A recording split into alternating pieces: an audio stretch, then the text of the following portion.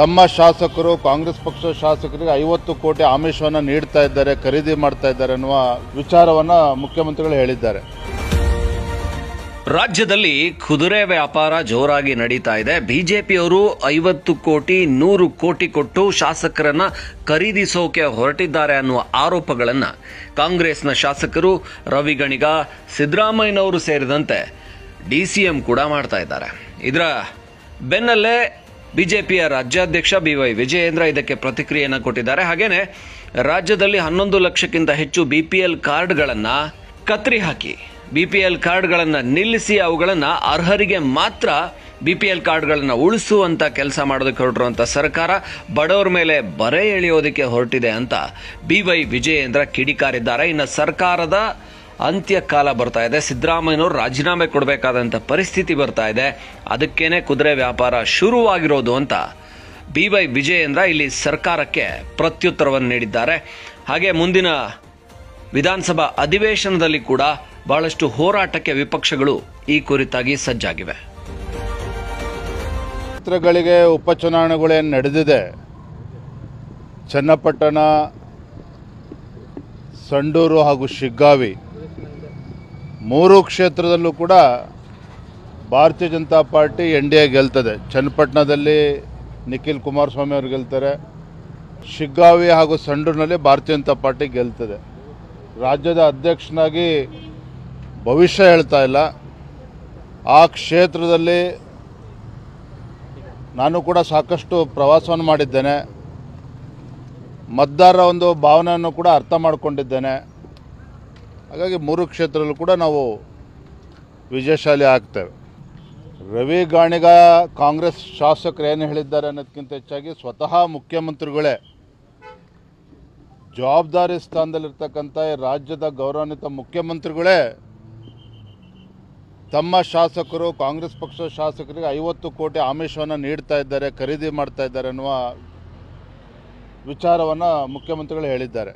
ನಾನು ಅವತ್ತು ಕೂಡ ಹೇಳಿದ್ದೇನೆ, ಸನ್ಮಾನ್ಯ ಮುಖ್ಯಮಂತ್ರಿಗಳೇ, ಭಾರತೀಯ ಜನತಾ ಪಾರ್ಟಿಯಲ್ಲಿ ಆಪರೇಷನ್ ಮಾಡ್ತಾ ಇರೋದು, ಕಾಂಗ್ರೆಸ್ ಪಕ್ಷದಲ್ಲಿ ಇವತ್ತು ಏನು ಅಸಮಾಧಾನ ಕುದೀತಾ ಇದೆ, ನಿಮ್ಮ ಆಡಳಿತಾವಧಿಯಲ್ಲಿ ಅನುದಾನ ಸಿಗ್ತಾ ಇಲ್ಲ, ಶಾಸಕರು ಅಭಿವೃದ್ಧಿ ಕ್ಷೇತ್ರಗಳ ಅಭಿವೃದ್ಧಿಗೆ ಅನುದಾನ ಸಿಗ್ತಾ ಇಲ್ಲ. ಮತ್ತೊಂದು ಕಡೆ ಸಾಕು ಸಿದ್ದರಾಮಯ್ಯನವರಿಗೆ, ಇನ್ನು ನಾವು ಮುಖ್ಯಮಂತ್ರಿ ಆಗಬೇಕು ಅಂತೇಳಿ ಕಾಂಗ್ರೆಸ್ ಪಕ್ಷದಲ್ಲಿ ಪೈಪೋಟಿ ಶುರುವಾಗಿದೆ. ಆ ಪೈಪೋಟಿಯ ಪರಿಣಾಮವಾಗಿ ಕಾಂಗ್ರೆಸ್ ಪಕ್ಷದಲ್ಲಿ ಈ ರೀತಿ ಕುದುರೆ ವ್ಯಾಪಾರ ನಡೀತಿದೆಯೇ ಹೊರತು ಭಾರತೀಯ ಜನತಾ ಪಾರ್ಟಿ ಇದರಲ್ಲಿ ಆಸಕ್ತಿಯೂ ಇಲ್ಲ.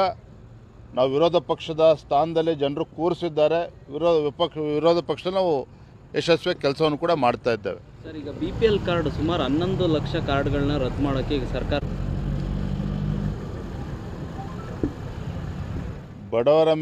ಬಡವರ ಮೇಲೆ ಬರೆ ಎಳಿತಕ್ಕಂಥ ಕೆಲಸ. ಪಾಪ 15 ಬಜೆಟ್ಗಳನ್ನು ಮಂಡನೆ ಮಾಡಿರ್ತಕ್ಕಂಥ ಒಬ್ಬ ಅನುಭವಿ ಮುಖ್ಯಮಂತ್ರಿಗಳು ಗ್ಯಾರಂಟಿಗಳನ್ನು ಕೊಡಬೇಕು, ಮತ್ತೊಂದು ಕಡೆ ರಾಜ್ಯದಲ್ಲಿ ಅಭಿವೃದ್ಧಿ ಕೆಲಸಕ್ಕೆ ಹಣ ಕ್ರೋಢೀಕರಿಸೋದಕ್ಕೆ ಸಾಧ್ಯ ಆಗ್ತಾ ಇಲ್ಲ, ಗ್ಯಾರಂಟಿಗೂ ಕೂಡ ಹಣ ಕ್ರೋಢೀಕರಿಸೋದಕ್ಕೆ ಸಾಧ್ಯ ಆಗ್ತಾ ಇಲ್ಲ. ಹಾಗಾಗಿ ಈ ರೀತಿ ಬರೆ ಎಳಿತಕ್ಕಂಥ ಕೆಲಸ ಮಾಡ್ತಾ ಇದ್ದಾರೆ, ಬಡವರ ಮೇಲೆ ಗದ ಪ್ರಹಾರವನ್ನು ಮಾಡ್ತಾ ಇದ್ದಾರೆ. ಒಂದು ಕಡೆ ಅಧಿಕಾರಿಗಳು, ಸರ್ಕಾರಿ ನೌಕರಿಗೆ ಸಂಬಳ ಕೊಡೋದಕ್ಕೆ ಹಣ ಇಲ್ಲ ಸರ್ಕಾರದಲ್ಲಿ, BPL ಕಾರ್ಡ್ಗಳನ್ನು ಕಟ್ ಮಾಡ್ತಕ್ಕಂಥದ್ದು, ಯಾವುದು ಇಲ್ಲೀಗಲ್ ಇದೆ ಅದನ್ನು ಮಾತ್ರ ನಾವು ತೆಗೆದುಹಾಕ್ತೇವೆ ಅನ್ನುವ ಸಬೂಬನ್ನು ನೀಡ್ತಾ ಇದ್ದಾರೆ. ಆದರೆ ವಾಸ್ತವಿಕವಾಗಿ ಏನಂತ ಹೇಳಿದರೆ, ತನ್ನ ಗ್ಯಾರಂಟಿಗಳಿಗೆ ಹಣವನ್ನು ಕ್ರೋಢೀಕರಿಸೋದಕ್ಕೆ ಸಾಧ್ಯ ಆಗದೇ ಈ ವಿಚಾರಗಳಿಗೆ ಕೈ ಹಾಕ್ತಾ ಇದ್ದಾರೆ. ಯಾವುದೇ ಕಾರಣಕ್ಕೂ ಬಡವರಿಗೆ ಕ್ಷಮಿಸೋದಿಲ್ಲ. ಮತ್ತೊಂದು ಕಡೆ ವಕ್ಫ್ ವಿಚಾರದಲ್ಲೂ ಕೂಡ ತಾವು ನೋಡ್ತಾ ಇದ್ದೀರಿ, ಈ ರಾಜ್ಯದಲ್ಲಿ ಹಿಂದೂಗಳ ಭಾವನೆಯನ್ನು ಕೆರಳಿಸ್ತಕ್ಕಂಥದ್ದು, ಮತ್ತೊಂದು ಕಡೆ ನಾಡಿಗೆ 2 ತುತ್ತು ಅನ್ನವನ್ನು ಕೊಡ್ತಕ್ಕಂಥ ರೈತ ಅವನ ಜಮೀನನ್ನು ಕಿತ್ಕೊಳ್ತಕ್ಕಂಥ ಕೆಲಸಕ್ಕೆ ಇವತ್ತು ರಾಜ್ಯ ಸರ್ಕಾರವೇ ಮುಂದಾಗಿರ್ತಕ್ಕಂಥದ್ದು. ಭಾರತೀಯ ಜನತಾ ಪಾರ್ಟಿ ಈ ವಿಚಾರವನ್ನು ಗಂಭೀರವಾಗಿ ತೆಗೆದುಕೊಂಡು ಈಗಾಗಲೇ ಹೋರಾಟಗಳನ್ನು ಕೂಡ ನಾವು ಮಾಡಿದ್ದೇವೆ. 21, 22, 21ನೇ ತಾರೀಕು, 22ನೇ ತಾರೀಕು ರಾಜ್ಯದ ಎಲ್ಲ ಜಿಲ್ಲೆಗಳಲ್ಲಿ ನಾವು ಪ್ರತಿಭಟನೆ ಮಾಡ್ತಾ ಇದ್ದೇವೆ, ಧರಣಿ ಮಾಡ್ತಾ ಇದ್ದೇವೆ.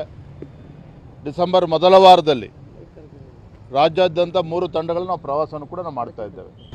ಸರ್, ಈಗ ಆಪರೇಷನ್ ವಿಚಾರದಲ್ಲಿ ಅಂದರೆ ಬಿಜೆಪಿ ಎಕ್ಸ್ಪರ್ಟ್ ಅಂತ ಮಲ್ಲಿಕಾರ್ಜುನ್ ಖರ್ಗೆ ಇವರು ಪ್ರಿಯಾಂಕಾ ಖರ್ಗೆ ಮತ್ತು ಡಾಕ್ಟರ್ ಜಿ ಪರಮೇಶ್ವರ್ ಅವರೆಲ್ಲ ಬಿಜೆಪಿ ವಿರುದ್ಧ ಒಂದು ರೀತಿಯಲ್ಲಿ ಇವತ್ತು ಆಕ್ರೋಶ. ಆದರೆ ಇದರ ಮಧ್ಯೆ ವಾಸ್ತವಿಕ ಸತ್ಯವನ್ನು ಮರೆಮಾಚತಕ್ಕಂಥ ಕೆಲಸ ಖರ್ಗೆ ಅವರು ಕೂಡ ಮಾಡ್ತಾ ಇದ್ದಾರೆ, ಕಾಂಗ್ರೆಸ್ ಪಕ್ಷದ ಮುಖಂಡರು ಕೂಡ ಮಾಡ್ತಾ ಇದ್ದಾರೆ.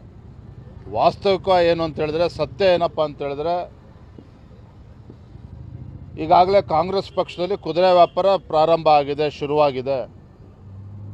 ಎಷ್ಟು ಶಾಸಕರನ್ನ ಮನವೊಲಿಸ್ಕೊಳ್ಬೋದು, ಎಷ್ಟು ಶಾಸಕರನ್ನು ದುಡ್ಡು ಕೊಟ್ಟು ಖರೀದಿ ಮಾಡ್ಬೋದು, ಈ ಪೈಪೋಟಿ ಇವತ್ತು ಕಾಂಗ್ರೆಸ್ ಪಕ್ಷದಲ್ಲೇ ನಡೀತಾ ಇದೆ. ಇದು ಆಂತರಿಕವಾಗಿರ್ತಕ್ಕಂಥ ಗೊಂದಲ ಇವತ್ತು ಕಾಂಗ್ರೆಸ್ ಪಕ್ಷದಲ್ಲಿ.